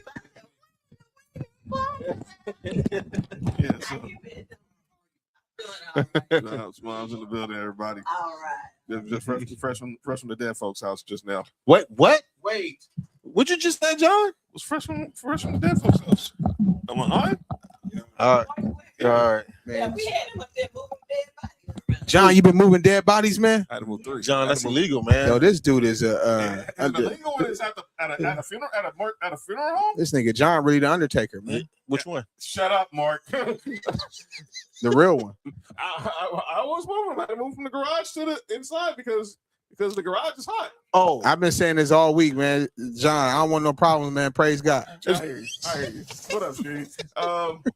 But yeah, that's what up with it? But yeah, that's an interesting. I had to ask Will about that one because if we have one about receivers, dog, that'd be interesting for Will, man. Because how I get with point guards, and you know how I get with point guards and quarterbacks. Yeah, that's how we'll get with receivers. What's the question when we ask it? No, I'm saying if you have one of those, like, oh, don't worry, I'm gonna find one. I'm gonna find one, and Will's gonna be right there, and we're gonna talk about it. But yeah, here's another one I want to ask you. We talked about the other day, Will, and I thought this list was blasphemy. They had the top 10 post players. So look at this list. So Bob Pettit, George Mikan, Jokic, Karl Malone, Tim Duncan, Bill Russell, Kareem 4, Wilt 3, Akeem 2, Shaq 1. Russell, I want to know, as much as I hate Boston, why is it Kevin McHale on this list? Kevin McHale post game was crazy. I just want to know why Kareem not won. When it comes to post players, and he had the most unstoppable shot in NBA history. I think that are they going by dominance? Or are they going by being skilled in the post? I think I got mine too. I'm ready, I man. think it's a combination. We of doing both. a podcast out there. It's a combination of both. Their dominance, but their skill set. That's what. Obviously they're going. When they're looking at Shaq For the dominance. is the dominance. And He's he all had skill, dominant. and he had a good. He has He had a skill set too. But we all know with Shaq, It was more power. dominant. It was power and dominant. But when you look at a king, If we're going for skill, I think Akeem got to be number one. I'll go with Cap at 2, and then I'll go with Tim Duncan over Will. Yeah, because I'm just saying, man. Listen, Will Hold up. listen. First of all, man, don't get me started with Will. Dog, I think it was just I put Will in. Believe it or not, I know everybody say Will was an athlete. He can run, he can jump. Okay, cool. But like, I don't think from the highlights that I saw, he didn't have to really use the skill. He was bigger than everybody. He just turned around and put the ball in. Versus Dream and Cap that had that up and unders, hesitations, hook. You know what I'm saying? Like they developed. I see what you're saying. A skill. No, I see what you're saying. Will and Shaq are like the same to me. That's why I would say I'm not mad at Kareem and Will. Kareem and Hakeem being 1 and 2. For me, Kareem. I got Kareem, dog. When you have the most unstoppable shot in basketball history, it's hard for me to say I'm putting somebody above that. You know what I'm saying? Yeah, you couldn't stop it. But then when you go to Hakeem's like the skill, dog, Hakeem was crazy in the post. Dog. They had a crossover. They had a crossover in the post. He for real. He did. Yeah, dog. He did. Yeah, dog. It's different, and he taught guards. Yeah, Footwork. That's Yeah, for real. That's what I'm saying, dog. So And I got Tim Duncan at 3. If we talking about skill set, I'm not mad at that. I'm not mad at that. Because again, when you say about dominance, that's when Wilt come in, and that's when Shaq come in. I'm not mad at that. I'm not mad at that. All right. But 1 and 2 for me is Kareem and Hakeem. Okay. Here's an interesting one. Most clutch performances in sports history. So here's some of the top. This is some of the top 10 sports clutch performances in all time in sports. At number 10, they had Joe Carter's walk-off in the '93 World Series. Man, fuck that. Why? That was against the Phillies. Oh, then good job. That wasn't y'all. Yeah. That wasn't y'all. That wasn't 92. That was 93. They didn't beat us that year. They beat us the previous year. I know. This was Fuck the Phillies. I'm glad Joe Carter did that. All right. Jack Nicklaus in the '86 Masters. Reggie Miller's 8 points in 9 seconds against the Knicks. The Miracle on Ice goal. Brady's 25-point comeback in the Super Bowl. Jordan's shot against the Jazz. Jesse Owens' 4 medals in Berlin. 4 gold medals in Berlin. Adam Vinatieri's game winner in the Super Bowl. Christian Laettner with the buzzer beater. One of the most known shots in college basketball history. And obviously for Will knows this one pretty well. John Montana Super Bowl winning drive in Super Bowl 23. That was Dwight Clark. That was the catch, right? That's the catch. That got to be number 1. That is number 1. Oh, it is? Yeah. Yes. That is number 1. Christian Laettner got to be up there. That's number 2. Where you at? Right Oh, yeah. Okay, yeah. Vinatieri was 3. Jesse Owens was 4. MJ was 5 on Brian Russell. Brady number 6 against the Falcons. Mike Azzaroni, who hit the game-winning goal for the USA against the Soviets in the Miracle on Ice game. Obviously, Reggie Miller, 8 points in 9 seconds against the Knicks. Yeah, Knicks was stupid. Charles Smith. Y'all ain't got Tyus Edney up there? Well, this is on my list. I found this on Twitter. Oh, this is pros? No. This is all sports. This is all sports because Christian Laettner on there. Christian Laettner's Oh, okay. So it's all sports. So Was Tracy McGrady game in the playoffs? Or was it in the regular season when he had 13 points and what was it, 20 seconds? I think that was a playoff game. That probably should have been a very good. He just got hot for no reason at that point. Remember that shit when he scored? It was a point a second or something. Yeah. A point every 1.5 seconds. He something went like crazy, dog. that. That's definitely up there. And then I'm gonna get you guys' thoughts. Y'all can talk about this more than me. What is the greatest hoops shoe of all time? John, you can talk about this too, dog. I'm being modest, but obviously, when you go on the court, you want to have something comfortable, something that you know that you. Are we talking about hooping or just like Fashion of it. fashion? Well, Yeah. well, fashion we already know. Because I'm not. If it's hooping, I don't know if I'm picking Jordan shoes up there. Okay, we're not. We can do both. Okay, We can do both. Fashion wise, this is gonna be Jordan. It's Jordan. Yeah. But when it comes to hooping, when you get out there, y'all go head out to the gym, go out to the 24 hour, or y'all was on the playground or something. You need that one shoe that you just have to get your game on in. That's comfortable. Yes. The most comfortable shoe I ever hooped in was the original basketball high top Hirachis. That's the most comfortable. As far as comfortable for me. And then after that I'll go with there was these Adidas around like maybe like 2 years after the Crazy Eights. Yeah. That's what I was about to go with. Kobe wore them, but I don't think they wasn't Kobe shoes. don't think they were Kobe shoes. They Yeah, was- I can pull up a picture of them. I'm gonna say this. Did they have white stripes? And they was like they had one pair that came in black, and another pair came in blue. They was like long stripes, long Adidas. No, I know what you're talking about. That was a team shoe. Those were the I know. No, I'm gonna pull it up right now. Hold on. I'm gonna say for me, them and I looking back at it, I hate that I hooping in low top kicks, Mhm. but them Kobe's sixes, I want to say it was hella comfortable to hoop in. I'm a will the Hirachis, even the 2K4s. I'm about to say the ones that 2K24s, got dubbed as the Kobe's, but they wasn't Kobe's official shoe. The 2K4s, comfortable to hoop in, and I don't know if you ever hooped in them. The Vince Carters, The shots? yeah. That was a wave. Those was comfortable too. Yeah. Those was a wave. Yeah. That was a wave.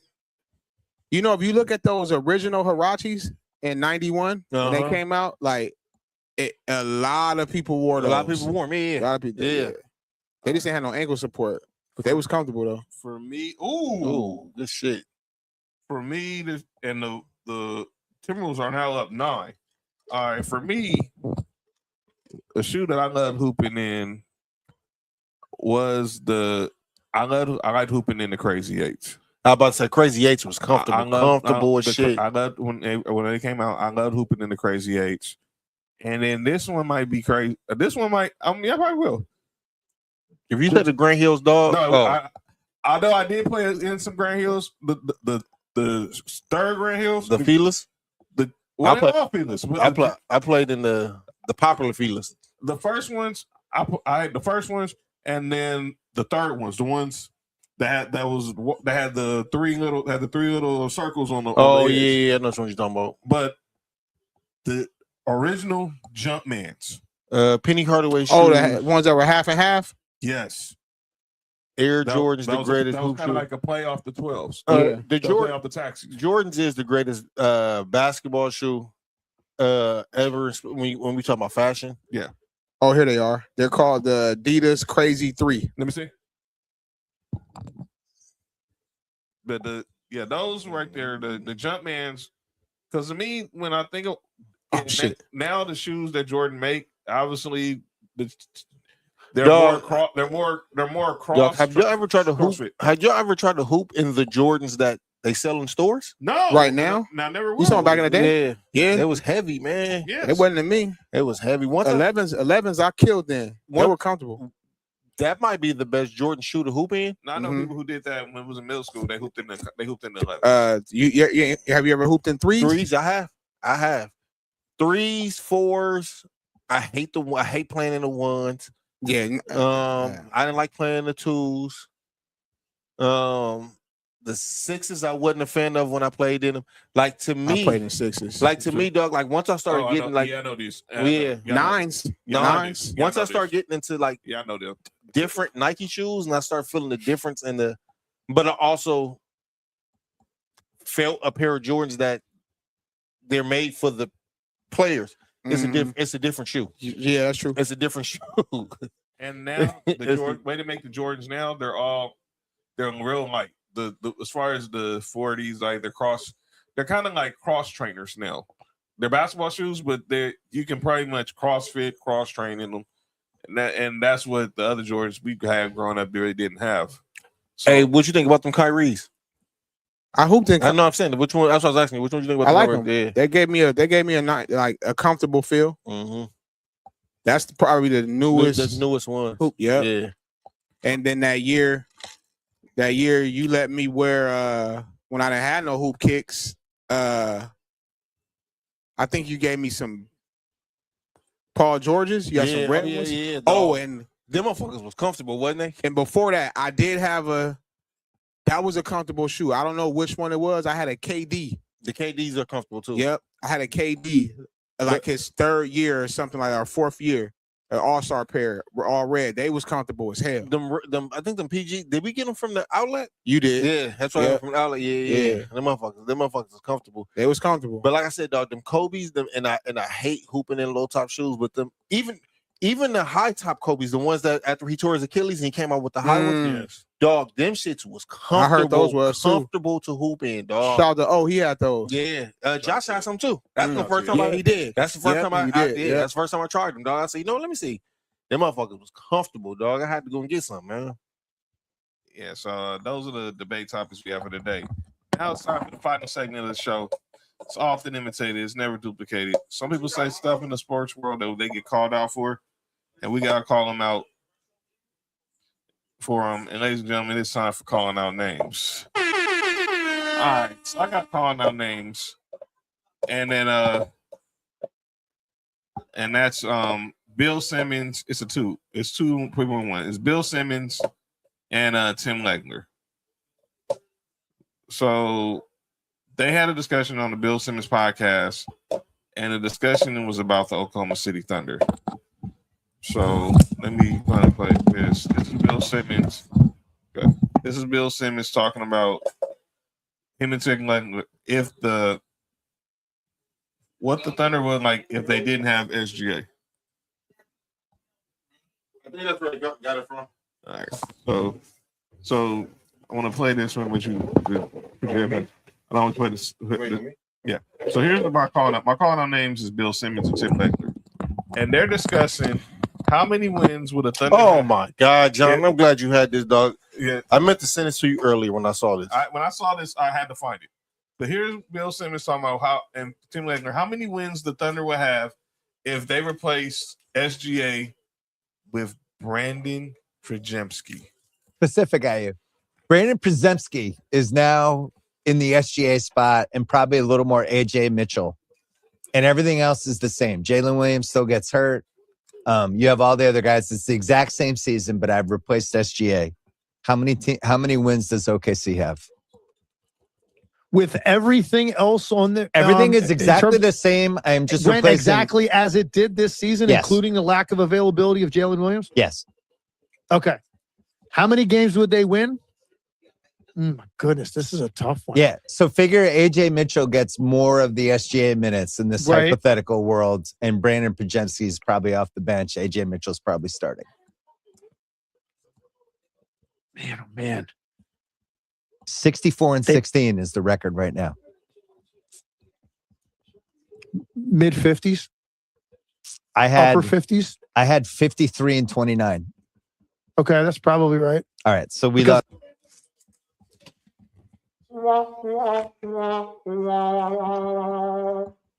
You gotta be kidding me. You're telling me, and this is no shade at Brandon Przemski, who's a good player. Currently, that's the only dude I pretty much recognize on the Warriors besides Draymond. Because that looked like a straight G League team like played last night. They looked like the Santa Cruz Warriors. But let me be perfectly clear. Do not tell me that if you take SGA off the Thunder and you put Brandon Przemski in his spot at OKC, that they'll still win 50 games. You know what I got to say about that? Bill Simmons and Tim Legler, since y'all want to say this dumb crap. How about no? How about you ask me this? Well, if so you're telling me that if Brandon Przemski's with Chad and J-Dub. It wasn't J-Dub. J-Dub was hurt a lot of the year. Right. It's like with Chad and J-Will and Lord, because obviously Isaiah Hartenstein was hurt for most of the year, that they're still winning 50 games. Yeah, okay. Let me ask you this. How much the Warriors win if they had SGA instead of Brandon Przemski? Wait. They still got Steph too? Yes. You're tell me that Brandon Przemski can still win 50 games with the Warriors with the Thunder. What the heck you think that the Warriors would do if they had SGA and then they're getting Steph Curry back? Win the championship? Get out of here, Bill. So, see, man, tell you about these Boston dudes, man. And tell you what, I knew better than that. This Boston, so I like Boston, man. Yeah, so I hate them. One thing that came out of Boston was John Cena and New Edition. That's it. Everything else is trash in Boston, man. I mean, I might throw some the new kids on the block, but it's all about New Edition. Bob Brown. Yeah, let's keep it a buck. Let's keep it a buck. I don't think I have nobody for calling out names tonight. But that's all I have. That was stupid. Did you make the announcement yet? For draft night? Oh, let's do that right now. So you heard we've talked about it. Our NFL draft night going down 2 weeks from Thursday, April 23rd. We'll be live at 5 for round 1 of the NFL draft. We all know now Fernando Mendoza, the projected number 1 pick, will not be at the draft. He'll be staying back with his family in Miami. That's his choice. Here's the deal. Sports for You's back with their draft, with our draft watching along. Mm-hmm. It's me. It's Mark. Nick Freeze. Mm-hmm. It's Cody. And I can officially announce. Mm-hmm. Ill Will will be in the building draft night with us for the draft show. Sports for rules. Yeah, there's gonna be no rules. Sports for You on a Thursday. Sports for rules, you heard? Yeah, Sports for Rules. Sports for Rules happening with ballers and briefs and and ladies. You said the briefs on the ladies? I said, yeah. I guess the Breeze is showing up now that we know that Usher and Breeze is going on tour. I'm getting some of them tickets. Yo. So that's the big announcement. Ill Will be here with us on draft night. So make sure you're here. Get your, as Kansas say, order your wings for the draft show. Because there will be something that goes viral. The AJ Brown trade, like it happened back in 22. Obviously, last year we had Travis Hunter. The Browns. That was 2022. Yes, those was because 21 draft was 21 draft when my Broncos took Pat Surtain ahead of the Cowboys. That went viral. Obviously, we saw the 24 draft when Michael Penix Michael's what? Relax. When the Falcons when they took Michael Penix Jr. I never learned. Are you good? You all right? What happened? You know that movie comes out the day after the draft show, right? But yeah, that's going down on April 23rd. We will be here. More details to come. All right, we're gonna get up out of here. Wait, he rapping on there, Will? Royce.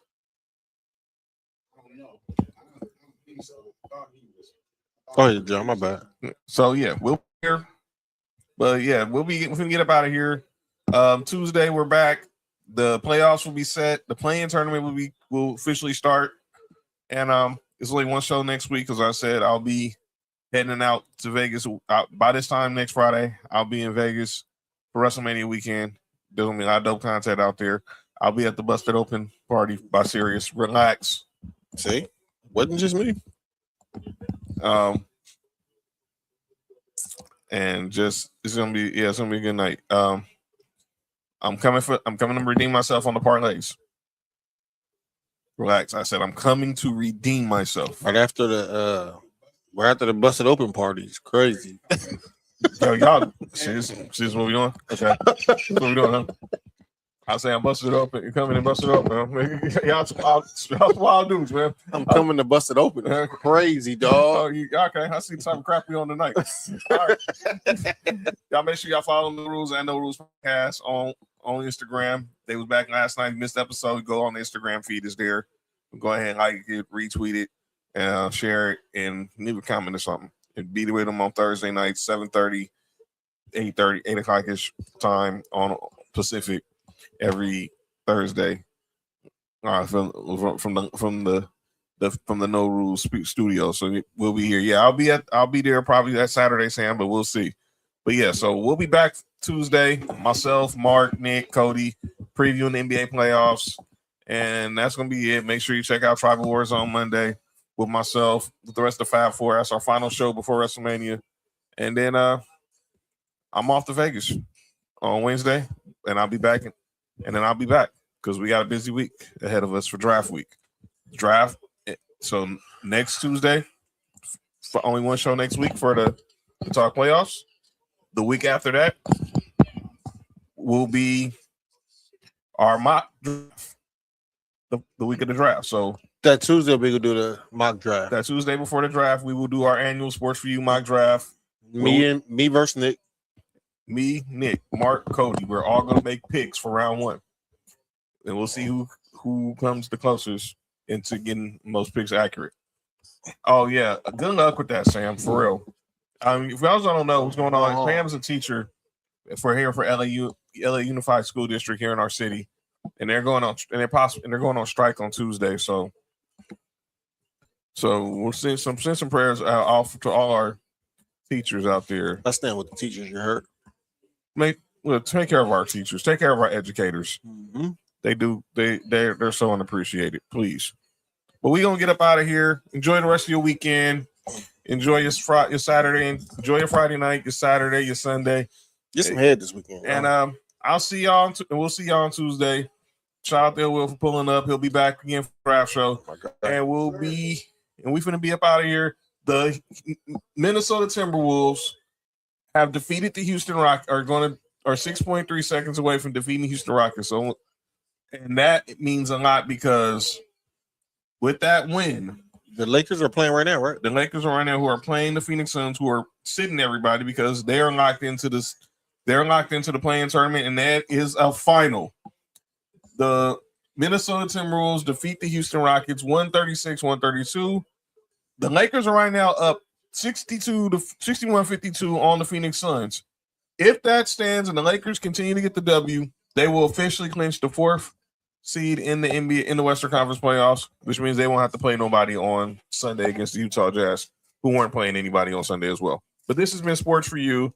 I'm John. That's Mark. That's Ill Will. Y'all have a good night. Be safe. And glad our astronauts made it home from that mission. Please be safe, everybody. Peace. For you, from the coast to you, 3 LA minds talking what we do, from the streets to the stats, from the bar to the chat. Sports For You. Yeah, we run it like that. Hit that link, lock that feed, John. Nick, all that you need. Sports For You. Every day, new seed, from LA roots to the whole world's league.